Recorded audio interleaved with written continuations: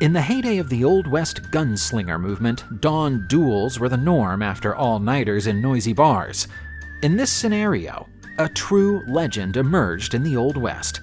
His name? Wild Bill Hickok.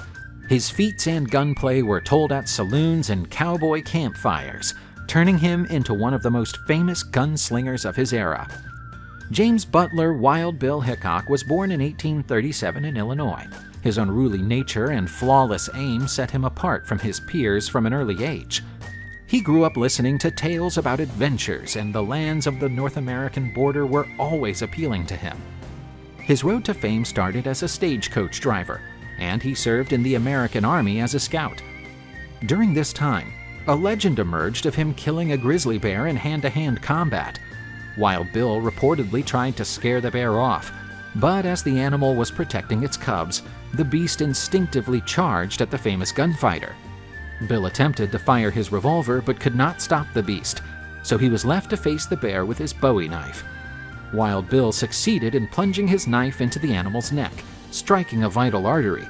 However, this confrontation left him badly injured and bedridden for several months. Although many said that this story was nothing more than a myth, it was certainly a big plus to have such an achievement on one's resume at the time. Wild Bill Hickok was not a regular soldier in traditional battles during the American Civil War, 1861 to 1865. His contribution was more subtle, but no less important. At the outbreak of the conflict, Hickok was conscripted as a scout for the Union Army. His tracking skills and knowledge of the Western landscape made him extremely useful. On occasion, he also served as a spy, collecting information on the movements of Confederate troops. Hickok joined the Jayhawkers, an anti-slavery militia in Missouri. While in Springfield, Missouri, Hickok and his associates were involved in several firefights and skirmishes, adding to the war's chaotic nature in that region. Owing to his skill and bravery, Hickok eventually earned the title of First Lieutenant of the Union. Despite this, his rather unusual approach often caused him into disagreement with his superiors. The American Civil War signaled a turbulent period in U.S. history, and Wild Bill Hickok, unique in character and style, had a small but lasting role to play in the unfolding events of that time. Post-war, while many were trying to settle into post-conflict life and rebuilding the country, Hickok carried on his wandering life, finding himself more involved in law enforcement duties and further strengthening his legend as one of the West's top gunslingers. He was charged with bringing order to towns often wilder than the border itself. Hickok took a unique angle on justice. Known for his uncanny skill with a pistol, he also displayed a strict sense of honor.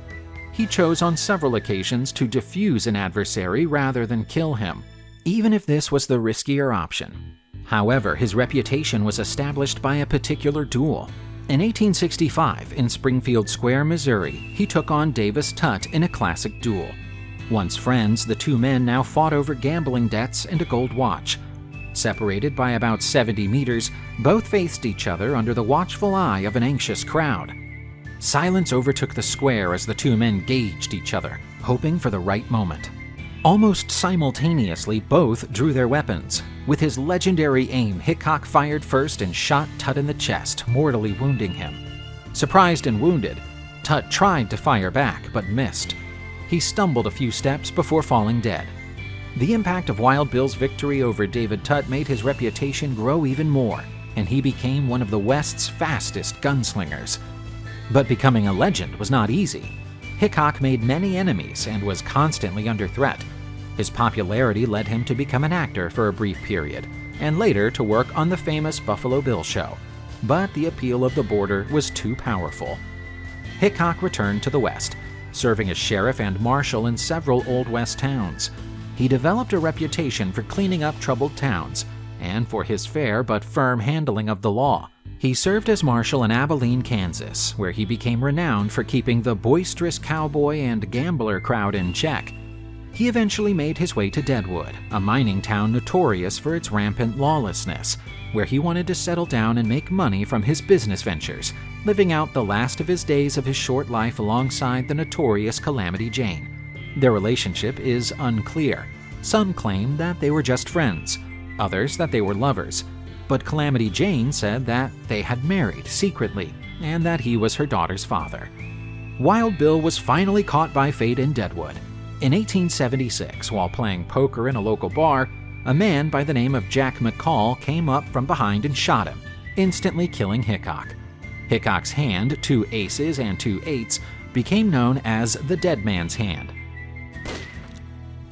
Hickok's premature death only added to his legend. He was buried in Mount Moriah Cemetery in Deadwood, next to Calamity Jane, another Old West legend.